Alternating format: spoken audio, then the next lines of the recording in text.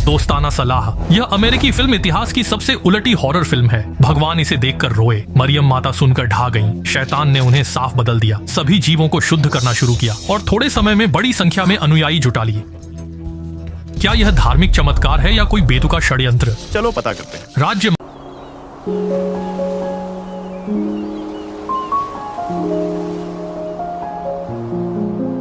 मामलों की शुरुआत में बेरोजगार पत्रकार फिन गर्म खबर की तलाश में एक दूर दराज के कस्बे में पहुंचा।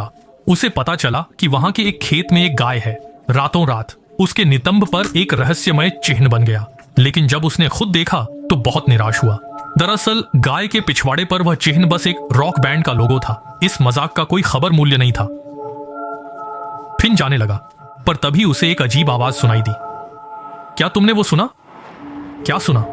फिन ने देखा कि आवाज पास के सूखे पेड़ से आ रही थी। वह उत्सुकता से जांचने गया। जल्द ही उसे पेड़ के खोखल में एक अजीब गुड़िया मिली। गुड़िया न सिर्फ जंजीरों में जकड़ी थी, उसके गले में एक अजीब तारीख वाला टैग भी लटका था। 31 फरवरी 1845। किसान ने बताया कि यह भाग्य के लिए प्रार्थना करने वाला मकई का मोजा है, पर फिन के लिए यह अगली बड़ी खबर थी। फिन ने गुड़िया का सिर कुचल दिया, किसान से फोटो खिंचवाई ताकि एक धमाकेदार खबर लिख सके कि प्राचीन रीति टूट गई है। रातों रात 80 गायों के नितंबों पर अजीब चिन्ह शैतान धरती पर उतरेगा। फिन को लगा यह खबर हिट होगी, पर उसे अंदाजा नहीं था कि उसकी छोटी सी हरकत बड़ी आपदा लाएगी। उस रात घर लौटते वक्त अचानक एक सफेद पोश लड़की उसकी कार के सामने आई। फिन हड़बड़ा गया। उसने स्टीयरिंग घुमाया और बाल बाल बच गया।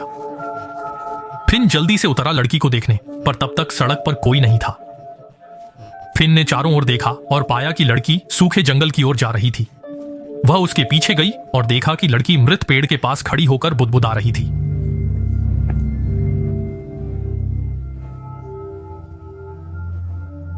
फिन ने सोचा कि यह किसी का बच्चा है जो बिना देखभाल के बाहर भाग गया है।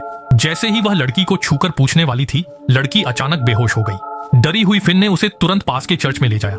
पता चला कि यहाँ के फादर हेगन लड़की के चाचा थे। फादर ने स्थिति देखते ही गेट्स को बुला लिया। फिन ने देखा कि लड़की जागने के बाद डॉक्टर से सांकेतिक भाषा में बात कर रही थी। पूछने पर पता चला कि लड़की का नाम एलिस है और वह जन्म से बहरी और गूंगी है। लेकिन फिन ने स्पष्ट देखा था कि वह मृत पेड़ से बात कर रही थी। हालांकि कारण स्पष्ट नहीं था, फिन को लगा कि एलिस में कोई बड़ी खबर छिपी है। एलिस की जांच के लिए वह चर्च में सुनने आई थी। प्रार्थना के बीच में ही एलिस जैसे बुलाई गई हो उठी और कुछ लड़कियों के साथ बाहर चली गई। उसके नेतृत्व में सब चर्च के बाहर मृत पेड़ के पास आए। सभी एक दूसरे को देख रहे थे, समझ नहीं पा रहे थे क्या हो रहा है। अचानक अगले ही पल एलिस ने बोलना शुरू कर दिया।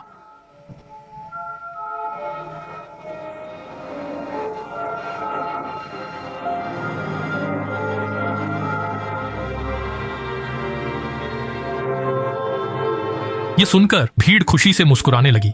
उन्हें लगा कि एलिस बोल पाई क्योंकि मदर मैरी ने चमत्कार किया था। ये दृश्य वाकई अद्भुत था। ये सब देखकर फिन उत्साहित थी। उसने उसी रात संपादक को फोन करके बताया कि उसके पास एक बड़ी खबर है। लेकिन उसी रात फिन ने एक डरावना सपना देखा। एक अजीब राक्षस लाल नदी पर दिखा और उस पर झपटा। हालांकि यह सिर्फ सपना था।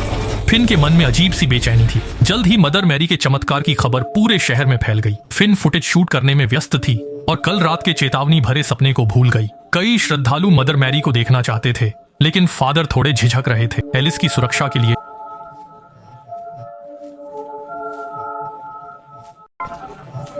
वह इन विश्वासियों को अस्वीकार करने वाला था, लेकिन एरिस अप्रत्याशित रूप से खुद बाहर आया। वह एक लकवाग्रस्त पैरों वाले लड़के के पास आया और ईमानदारी से उसे बताया, मैरी ने तुम्हारे पैर ठीक कर दिए हैं। और वाकई लड़का तुरंत खड़ा हो गया और सफलतापूर्वक जीवन का पहला कदम उठाया। यह चमत्कारी दृश्य दर्शकों की भीड़ को चकित कर गया। वे श्रद्धापूर्वक घुटने टेक कर प्रार्थना करने लगे, लेकिन किसी को नहीं पता था कि उसी समय चर्च में वर्जिन मैरी की मूर्ति वास्तव में खून के आंसू बहा रही थी। मीडिया के प्रचार के कारण एरिस का चमत्कार जल्द ही देश भर में फैल गया। पुलिस अधिकारी सत्यापन करने आए, लेकिन मीडिया के साक्षात्कारों के सामने एरिस ने कोई जवाब नहीं दिया। लेकिन भीड़ में से फिन ने पूछा, तुम पहली बार उससे कब मिले? 5 दिन पहले खेत में तुम वहां थे। मारिया क्या चाहती है? हमारा विश्वास एक रात में एरिस अनगिनत युवाओं का आदर्श बन गया। इस छोटे से अज्ञात शहर के लिए पर्यटन आय में हजारों की वृद्धि हुई। यहां तक कि फिन, जिसे संपादक ने नकार दिया था, को भी दूसरी ओर से सांत्वना कॉल आया, क्योंकि एरिस केवल उसका साक्षात्कार लेगा। विशेष पहुंच वाले फिन ने संपादक से पदोन्नति और वेतन वृद्धि मांगी। अधिकांश लोग मैरी के आगमन की खुशी में डूबे हैं, लेकिन कुछ मैरी की पहचान पर संदेह करते हैं, जिनमें एरिस के चाचा फादर हेगन भी शामिल हैं। वह मानते हैं कि शैतान हमेशा ईश्वर के साथ रहता है और विश्वास में दृढ़ रहना सबसे महत्वपूर्ण है, इसलिए शैतान विश्वास पर हमला करना पसंद करता है। फादर हेगन का मानना है कि मैरी नहीं आई क्योंकि जब एरिस ने उन्हें बचाया था तब उन्होंने एक शैतान को अपने पीछे देखा था, इसलिए वह गुप्त रूप से जानकारी इकट्ठा कर रहे हैं ताकि मैरी को नियंत्रित करने वाली बुरी आत्मा का पता लगाया जा सके। उस दिन फादर हेगन चर्च के एक कोने में छिपकर धूम्रपान कर रहे थे। अचानक उन्हें दीवार में एक गुप्त बॉक्स मिला जिसमें एक पुरानी डायरी छिपी थी। उसमें 100 साल से बंद एक भयानक शैतान का वर्णन था। उसी समय फिन ने रेस्तरां में फिर से डॉक्टर गेट्स से मुलाकात की। बातचीत के दौरान फिन ने अपने शहर आने के समय की बात की जब उसने एक मकई की गुड़िया को कुचल दिया था। वह न केवल जंजीरों में बंधी थी बल्कि उस पर एक असंभव तारीख भी लिखी थी। गेट्स ने उसे भाषा में याद दिलाया। मकई की गुड़िया हालांकि सौभाग्य लाने का प्रभाव डालती है, लेकिन स्थानीय लोगों का यह भी मानना है कि यह दुर्भाग्य को सील कर सकता है। जंजीरों से लपेटे, फिर एक अप्रत्याशित तारीख दें, दुष्ट आत्मा पर सदा के लिए मुहर लगा दी जाएगी। उनको थोड़ा संदेह हुआ, लेकिन अगली मुलाकात निश्चित रूप से उनके लिए अविस्मरणीय थी। खाने के बाद वे दोनों एक साथ नदी के किनारे टहलने गए। हालांकि ये केवल आधा रास्ता है। फिन ने जो देखा उससे वह चौंक गया। उसने इस जगह को देखा था। यह सिर्फ एक सपने में है। उस समय यहाँ की नदी चमकदार, लाल और दुष्ट थी। उसमें से एक बुरी आत्मा भी निकली। फिन अपने पैरों के नीचे पानी की सतह का पता लगाता है। ऐसा लगता है कि कुछ उभरने वाला है, तो उसने उत्सुकता से उसे देखा। अगले सेकंड की उम्मीद कैसे करे। फिन ने अवचेतन रूप से गेट्स को देखा। हालांकि यह पाया गया था वह एक दुष्ट आत्मा भी बन गया। फिन को सीधे डराकर जमीन पर गिरा दिया। अच्छी बात यह है कि सब कुछ सिर्फ एक भ्रम है, लेकिन ऐसी लगातार अजीब बात। फिर भी उसे एहसास हुआ कि कुछ गलत था। इसीलिए फिन ने फादर हेगन से बात करने की योजना बनाई। हालांकि पुजारी अब खुद को बचाने में असमर्थ है। पुजारी एक लड़की की प्रार्थना सुनता है। मैंने देखा कि उसकी आवाज़ अधिक से अधिक कर्कश हो रही थी। फादर कोएलिशन ने उठाया पर्दा, लेकिन आवाज़ अचानक बंद हो गई और बुरी आत्मा चली गई है। इस समय इससे पुजारी बहुत डर गया, लेकिन उत्साह अभी भी आना बाकी था। जब तक फिन चर्च पहुंचे तब तक पादरी ने चर्च के बीच में कुर्सी लगाई थी।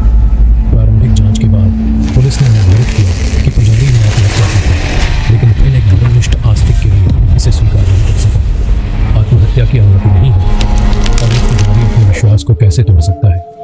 फिन को लगा कि इसमें जरूर कुछ गड़बड़ है, इसलिए उन्होंने खुद सच्चाई का पता लगाने का फैसला किया। एलिस के साक्षात्कार वीडियो में उसने एक बुरी आत्मा को अपने चारों ओर मंडराते हुए देखा। बुरी आत्मा की पहचान का पता लगाने के लिए फिन और गेट्स सुराग खोजने के लिए एक साथ तहखाने में प्रवेश करते हैं।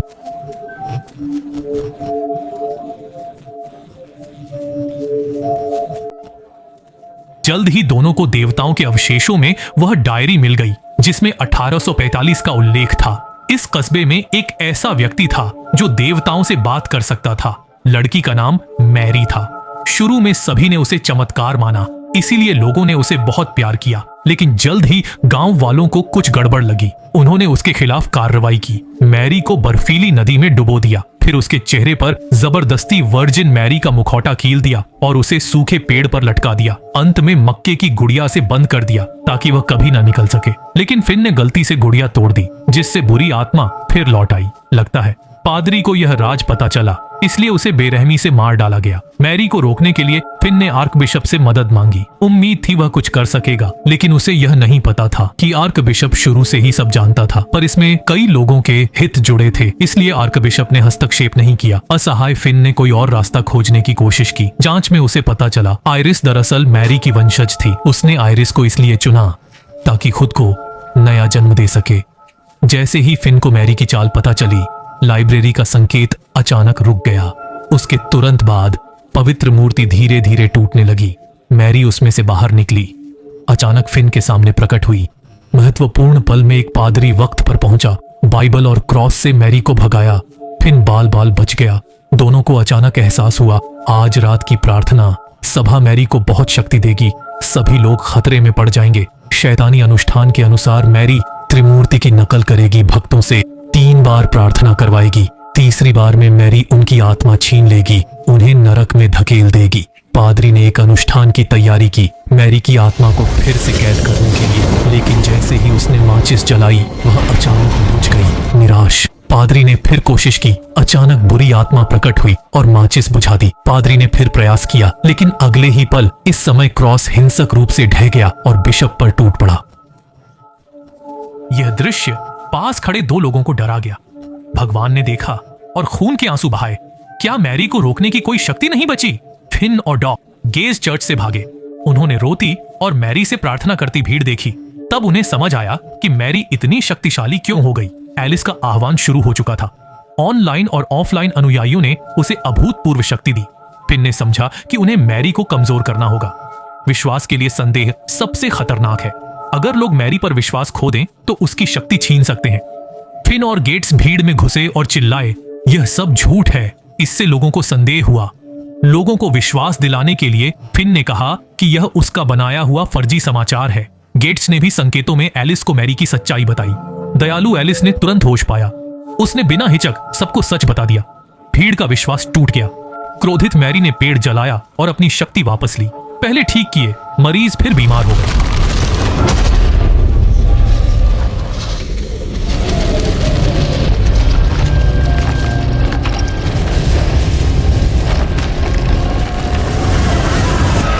मैरी का असली रूप देख मेजबान ने क्रॉस से उसे भगाना चाहा, पर मैरी ने उसे नजरअंदाज किया और उसे वहीं खाना खिला दिया।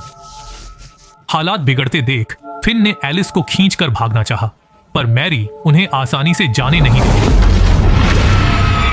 कॉम जब मैरी फिन को मारने वाली थी, एलिस ने बीच में आकर रोका।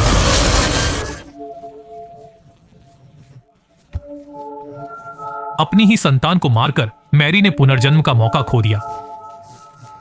कुछ ही देर में उसका शरीर चर्च में विलीन हो गया। दुखी फिन ने एलिस को गले लगाया और भगवान से प्रार्थना की कि उसे दोबारा जीवन मिले। शायद फिन की वीरता ने भगवान को छुआ। एलिस अचानक जीवित हो गई।